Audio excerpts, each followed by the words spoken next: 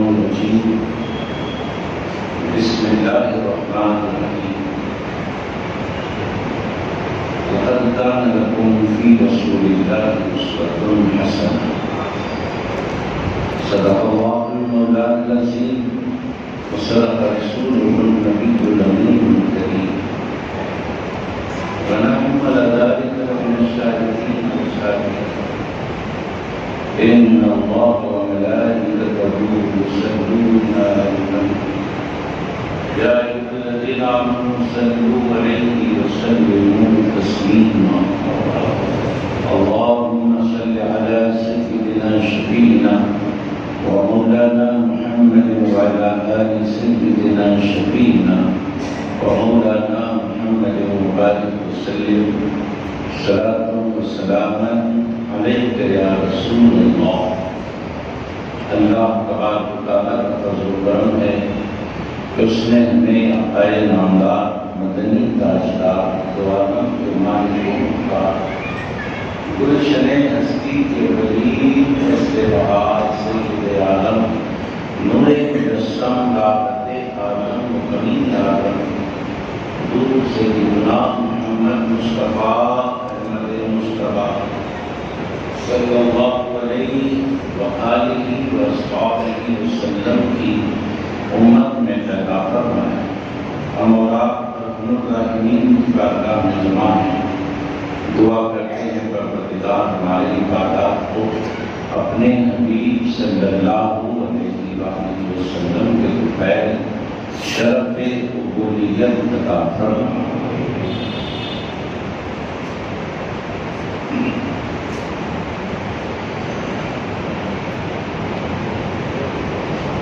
رسول پاک صلی اللہ علیہ وآلہ وسلم اس دنیا میں تشریف لے آئے تاکہ بندگان خدا کو جینے کا ڈھنگ سکھایا جائے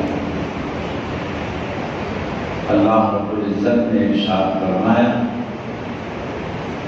لقد كان لكم في رسول الله أسوة حسنة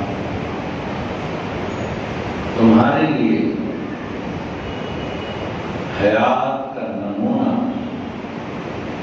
زندگی گزارنے کا بہترین نمونہ میرے محبوب کی زندگی میں موجود ہے تم بہترین زندگی گزارنا چاہتے ہو تو میرے حبیب علیہ السلام کے بتائے ہوئے طریقے پر چلو وما آتاكم الرسول فخذوه وما نهاكم عنه فانتهوا میرے حبیب صلی اللہ علیہ وآلہ وسلم جو تمہیں دیں وہ لے لو اور جس سے روکیں اس سے رک جاؤ اب ہمیں دیکھنا یہ ہے کہ اللہ کے نبی علیہ السلام نے ہمیں کیا کیا کیا آج سرکار کے اسی دینے پر چند چیزوں کا ذکر کیا جائے گا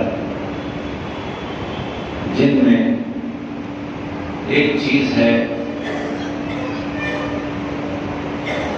چھینکنے کے آداب دوسرا ہے جمائی کے آداب اور تیسرا ہے بچوں کے نام رکھنے کے آداب یہ تین باتیں سرکار اقوال صلی اللہ علیہ وآلہ وسلم نے ہمیں سکھایا یہ روز مرہ پیش آنے والی بات چھینکنا روز کا کام ہے جمائی لینا روز کا کام ہے ہنسنا یہ بھی روز کا کام ہے نام رکھنا بچوں کا یہ بھی ہمارے روزمرہ کے کام ہیں. انہیں 3-4 باتوں پر بات ہے.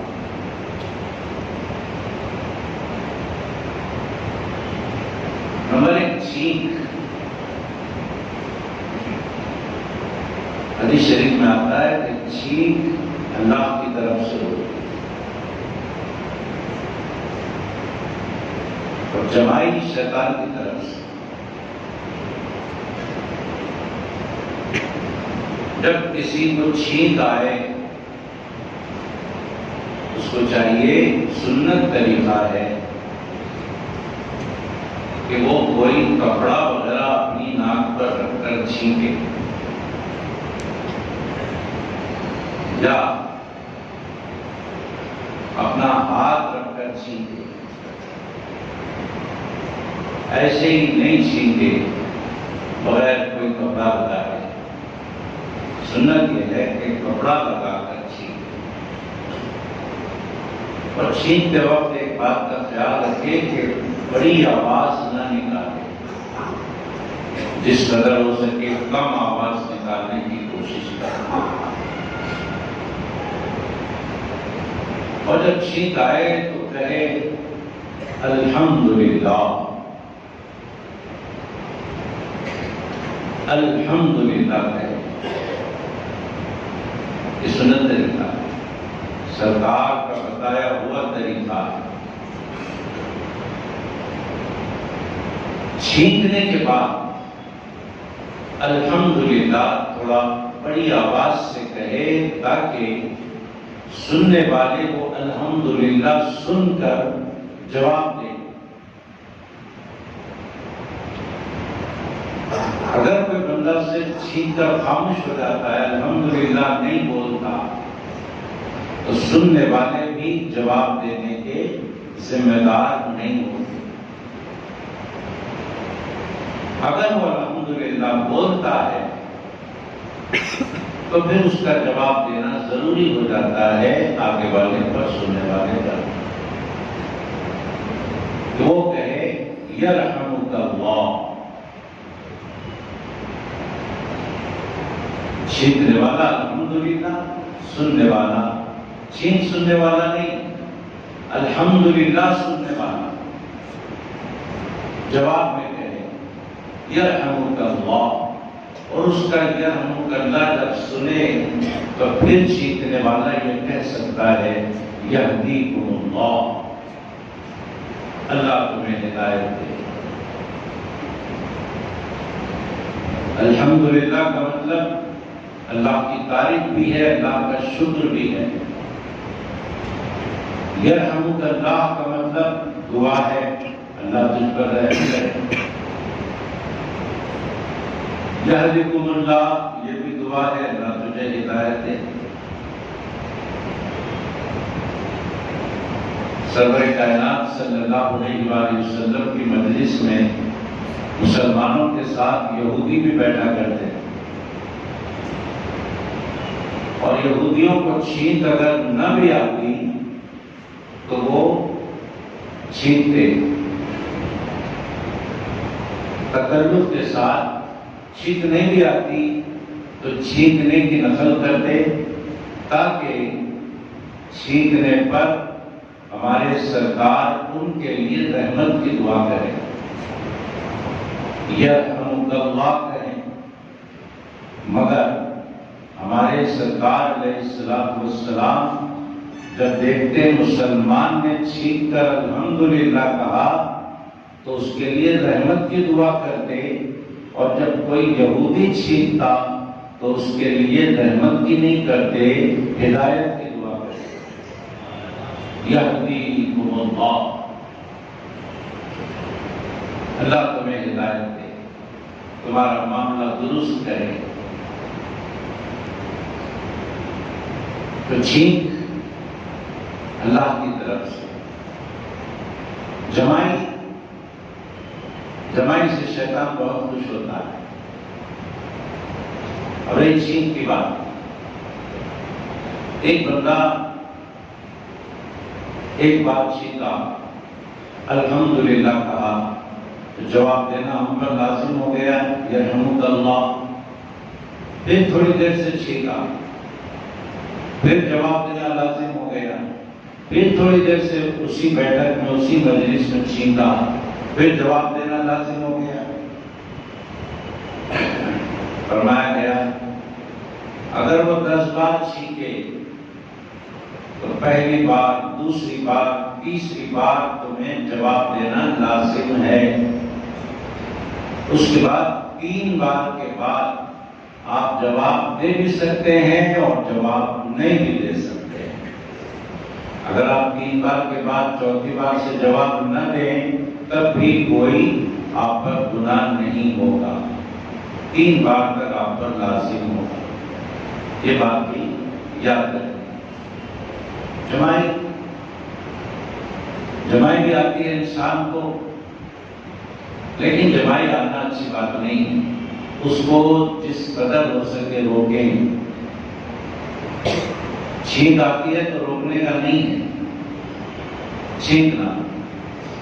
جمائی آتی ہے تو اس کو روکنے کی کوشش کرنا، اور روکنے کا طریقہ یہ بتایا گیا کہ جب کبھی جمائی آئے تو اپنے دانتوں سے اپنے نیچے والے ہونٹ کو پکڑ لینا۔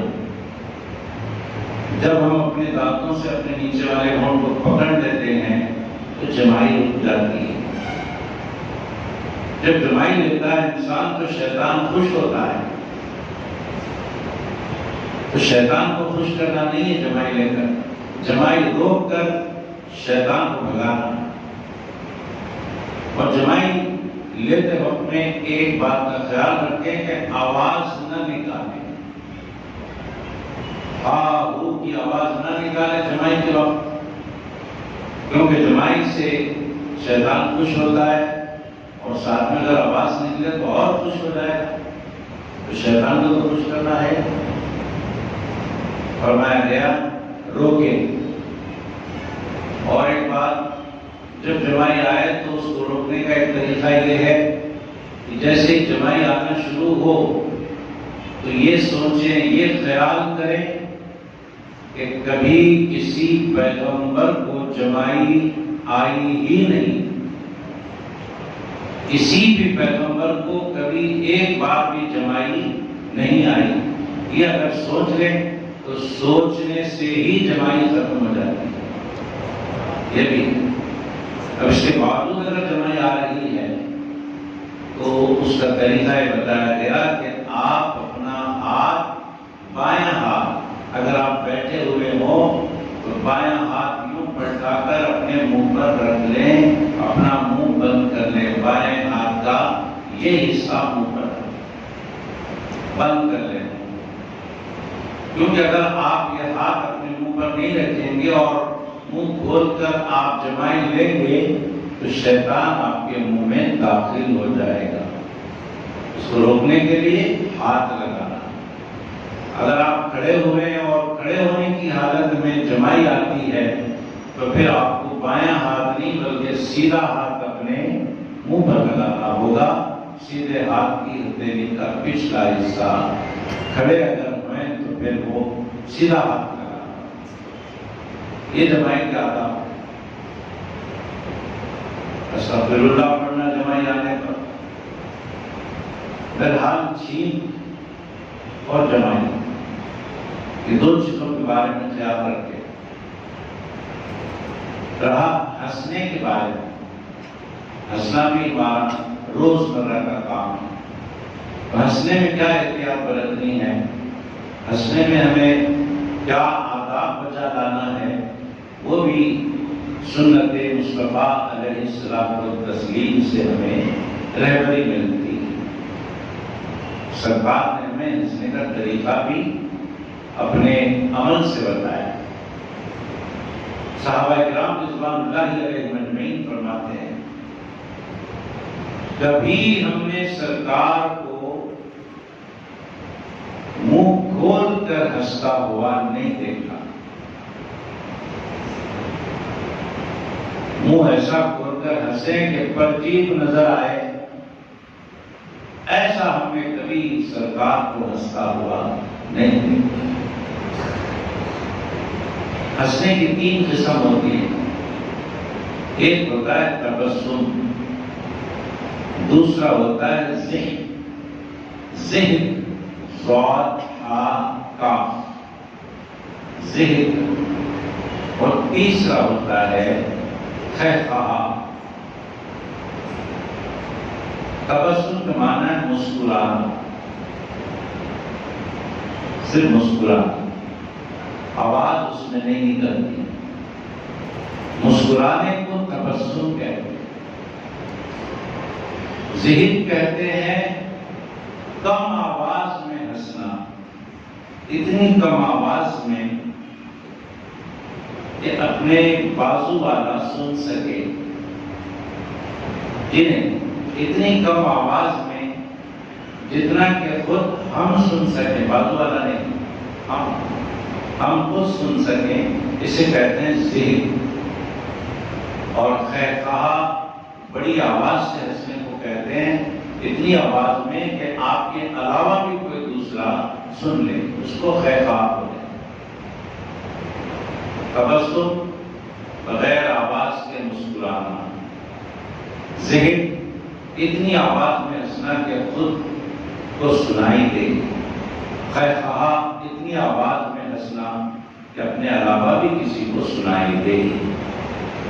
سرکار دو عالم صلی اللہ علیہ وآلہ وسلم کبھی خیخہ لگا کر نہیں ہنسے کہ دوسروں کو ہنسی کی آواز سنائی دے۔ ہاں، جب کبھی آپ نے ہنسنا چاہا تو صرف تبسم فرمایا، اور تبسم بھی کیسا؟ صرف سرکار کے دانت نظر آتے، اور اندھیرے میں جب تبسم فرماتے تو اندھیرے میں اجالا ہوتا ہے۔ یہ تبسم کی عادت۔ آقا دو جہاں صلی اللہ علیہ وسلم تبسم، جب معراج کی رات جب جنت کی سیر ہو رہی تھی، جبریل امین ساتھ کے، اچانک ایک چمک اور اچانک ایک تجلی نظر آئی۔ جبریل امین نے عرض کیا، یا رسول اللہ صلی اللہ علیہ وسلم، ابھی جو تجلی ہمیں نظر آئی، کیا وہ اللہ کی تجلی تھی جو اتنی چمکدار؟ آقا دو جہاں صلی اللہ علیہ وآلہ وسلم نے ارشاد فرمایا، جبریل، وہ اللہ کی تجلی نہیں تھی، وہ تو اس حور کی تجلی تھی۔ دیکھتے ہو نا مبارک خانہ؟ عرض کیا، ہاں۔ اس کی کھڑکی سے ایک حور نے ہمیں دیکھ کر مسکرایا، تو اس کے مسکرانے پر اس کے دانتوں کی چمک تھی جو تمہیں تجلی نظر آئی۔ ایک حور کے تبسم کی چمک تھی۔ تب یہیں سے ہم اندازہ کر لیں کہ حور کے تبسم کی چمک کا یہ حال ہے، تو جب سرکار مسکراتے ہوں گے تو کتنی چمک پیدا ہوگی، یہ ہم سمجھ لیں، اندازہ لگا۔ تو جب کبھی سرکار ہنسنا چاہتے صرف تبسم فرماتے، کبھی خیخہ لگا کر ہمارے سرکار ہنسے نہیں، تبسم کیا۔ اور نماز کی حالت میں بھی یہ مسائل آتے ہیں۔ اگر کوئی نماز میں ہو اور حالت نماز میں تبسم کیا، یعنی مسکرایا، تو وضو بھی نہیں ٹوٹتا، نماز بھی نہیں ٹوٹتی۔ مسکرانے سے نماز بھی نہیں ٹوٹتی، وضو بھی نہیں ٹوٹتا۔ اگر کوئی آہستہ ہنستا ہے، اتنی آواز میں کہ خود سنے، بازو والا نہ سنے، اتنی کم آواز میں ذہن کے طور پہ ہنستا ہے، تو اس کی نماز ٹوٹ جاتی ہے۔ کوئی سن رہے ہیں، خود ہی ہنسنے والا خود سن رہا ہے نماز میں، نماز ٹوٹ جاتی ہے۔ فوراً جماعت سے نکلے اور جا کر یعنی جماعت سے نہ نکلے کیونکہ نماز ٹوٹی ہے تو پھر سے نماز ادا کرے، جہاں سے ٹوٹی وہاں سے ادا کرے، جماعت میں شامل ہو جائے، نہیں کرے۔ اگر اتنی آواز سے ہنسا کہ بازو والوں نے بھی سن لیا تو ایسی صورت میں جماعت سے نکلنا ہے اور جا کر وضو کر کے آنا ہے، کیونکہ خیخار لگانے سے نماز بھی ٹوٹ جاتی ہے، وضو بھی ٹوٹ جاتا ہے۔ جماعت سے نکلے، جا کر وضو بنائیں، پھر نماز میں بھی مسائل ہیں، تبسم، ذکر اور خیر کی۔ خیر صلی اللہ علیہ وآلہ وسلم کا تبسم آپ نے سماعت فرمایا کہ بس ایک بار آقا صلی اللہ علیہ وآلہ وسلم ایک جگہ سے گزر رہے تھے اور صحابہ کرام کو بیٹھا ہوا دیکھا جو آپس میں خیخے لگا کر ہنس رہے تھے، زور زور سے خیخہ لگا کر ہنس رہے تھے۔ سرکار علیہ السلام وہاں سے گزرتے ہوئے ان کو دیکھا اور رک کر ارشاد فرمایا، کیا تم سب کو جنت کا پروانہ مل گیا؟ کیا تمہیں اس بات کی خوشخبری مل چکی کہ تمہاری بخشش ہو چکی ہے؟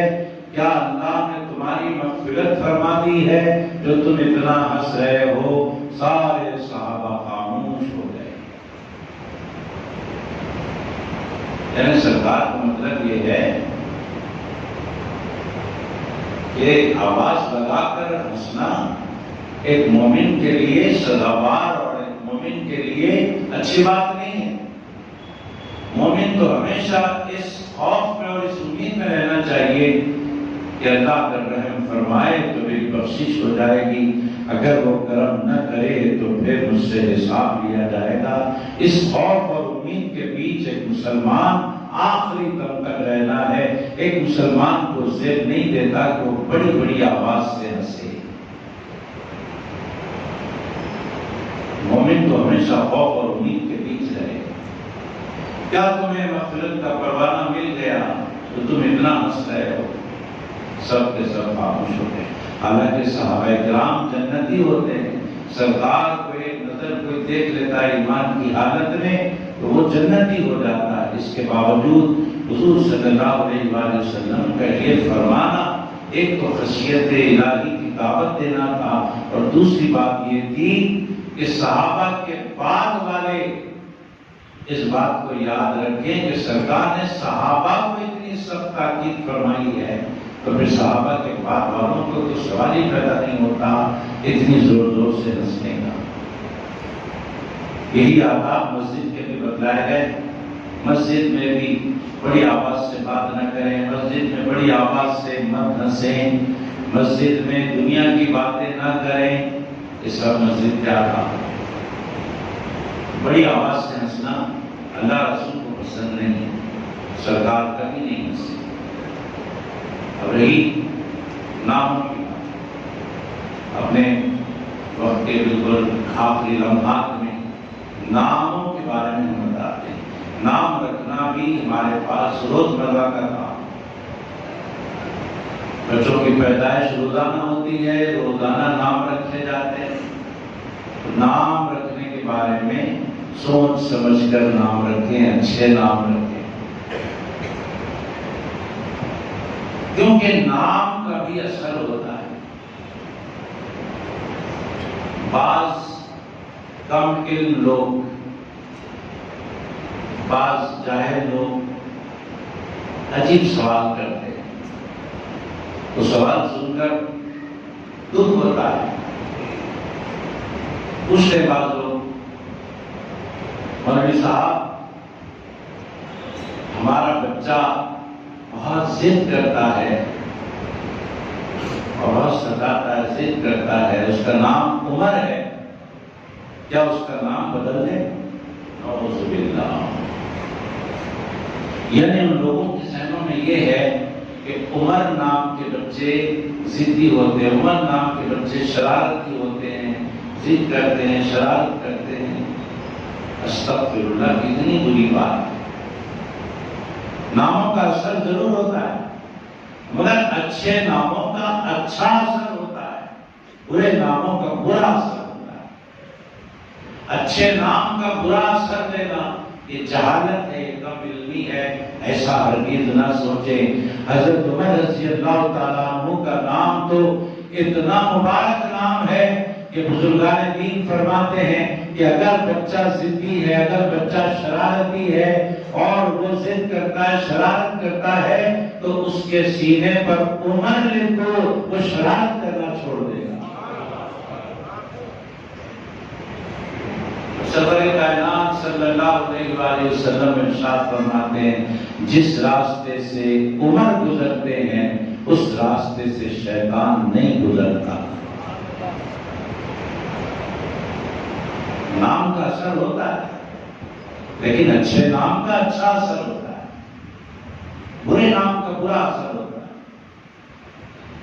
ایک بچے کا نام رکھا گیا تھا حزن۔ حزن کے معنی تنگستی، حزن کے معنی ملال، حزن کے معنی رنج۔ ایک باپ نے اپنے بچے کا نام رکھ دیا۔ سرکار علیہ السلام کے سامنے وہ بچہ آیا، اس کا نام آیا تو سرکار نے فرمایا اس کا نام بدلو، حزن نام ٹھیک نہیں ہے، اس کے معنی رنج اور ملال کے ہیں، اس کے معنی تنگستی کے ہیں۔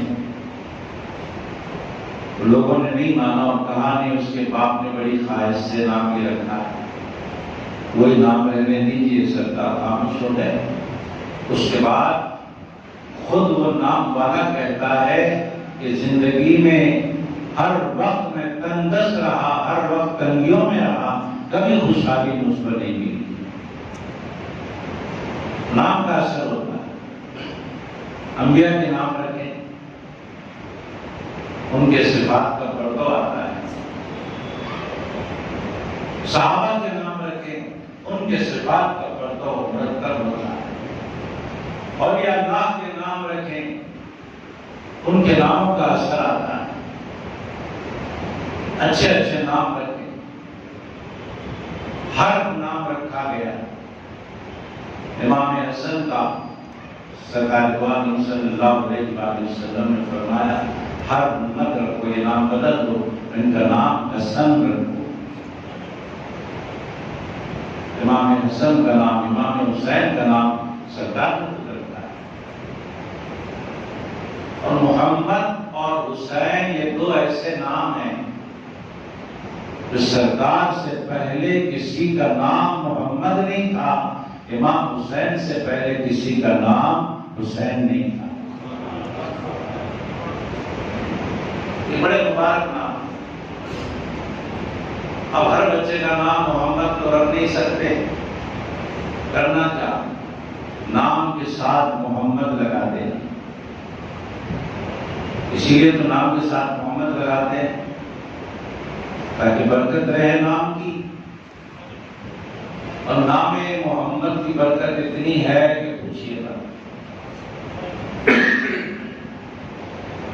نام محمد کی برکت، بات برکت ہے نام محمد۔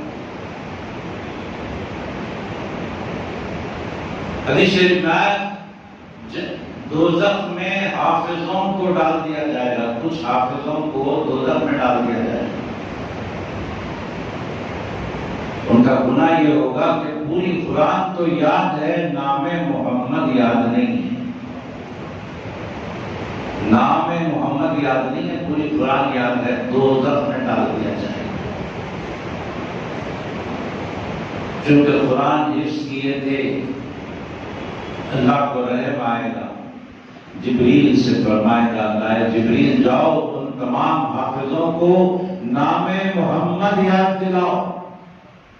جبریل امین جائیں گے اور نام محمد ان حافظوں کو یاد دلائیں گے۔ جیسے ان کی زبانوں سے نکلے گا نام محمد، دوزخ ٹھنڈی ہو جائے گی۔ بجھی آگے دوزخ نبی کے قدم سے، بہشت نے پکارا سلام علیکم۔ نام محمد دوزخ میں لیا جائے گا، دوزخ ٹھنڈی ہو جائے گی، وہ دوزخ سے نکال دیے جائیں گے۔ قیامت کا دن ہوگا، دو بندے اللہ کی بارگاہ میں پیش ہوں گے۔ اللہ فرمائے گا فرشتوں ان دونوں کو جنت میں داخل کر دو۔ وہ دونوں عرض کریں گے مولا ہمیں اس وجہ سے جنت میں ڈالا جا رہا ہے، حالانکہ ہمارا عمل ایسا نہیں تھا کہ ہم جنت میں جائیں، ہم تو بڑے گناہگار لوگ تھے، اے اللہ کس وجہ سے ہمیں جنت میں ڈالا جا رہا ہے؟ اللہ تبارک و تعالیٰ فرمائے گا جاؤ جاؤ جنت میں نے قسم کھا رکھی ہے جس کا نام محمد اور احمد ہوگا اسے دوزخ میں نہیں ڈالا جائے گا، قسم کھا رکھی۔ حاضرین محترم، نام کے ساتھ محمد لگا لیجیے، اس کی برکتیں رہیں گی۔ نام اچھا رکھیں، اچھا نام رکھیں گے اچھا اثر ہوگا، برا نام رکھیں گے برا اثر ہوگا۔ اور اچھے نام کو کبھی برا مت سمجھیے، اگر بچہ ضد کر رہا ہے تو برا نام رکھنے سے ضد کر رہا ہے، نہیں، اچھے نام کا اچھا ہی اثر ہوگا۔ جب باتیں تھی سرکار کی بتائی ہوئی، اس امت کو آپ تک سنانے کی سعادت حاصل کی گئی۔ اللہ سے دعا ہے جو کچھ کہا گیا سنا گیا اس پر عمل کی توفیق عطا فرمائے۔ مسجد کی کمیٹی کی طرف سے ایک اعلان ہے، سن لیجیے کہ کچھ لوگ مسجد کا نام لے کر چندے وصول کر رہے ہیں۔ کمیٹی کو ایسی خبر ملی ہے مسجد کی تعمیر کا نام لے کر چندے وصول کیے جا رہے ہیں، تو کمیٹی یہ کہنا چاہتی ہے آپ سب سے کہ کسی کو بھی تعمیر مسجد کے لیے چندہ وصول کرنے کی خاطر مقرر نہیں کیا گیا ہے۔ کسی کو بھی چندہ نہ دیں، اگر دینا ہی ہے آپ کو تو مسجد کے صدر صاحب ہیں، مسجد کے نائب صدر صاحب ہیں اور مسجد کے مؤذن صاحب ہیں، ان تینوں کو آپ دے سکتے ہیں اور رسید حاصل کر سکتے ہیں۔ دوسری بات، مسجد میں عقد نکاح ہوتا ہے، اس کے لیے کوئی کمیٹی کی طرف سے فیس مقرر نہیں ہے۔ نکاح خوانی کے لیے شادی والوں سے کوئی فیس مقرر نہیں ہے۔ اگر کوئی خوشی سے دینا چاہتے ہیں مؤذن صاحب کے پاس جمع کروا کر رسید حاصل کریں، یا وہ جو ڈونیٹ باکس وہاں رکھا ہوا ہے اس میں آپ شادی والے جو بھی ہدیہ دینا چاہتے ہیں اس میں ڈال دیں، کوئی مقرر نہیں ہے۔